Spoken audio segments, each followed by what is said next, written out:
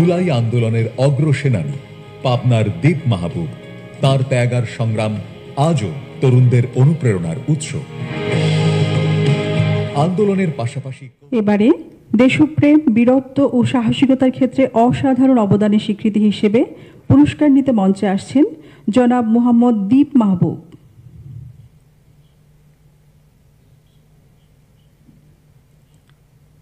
পুরস্কার নিচ্ছেন জনাব মোহাম্মদ দীপ মাহবুব।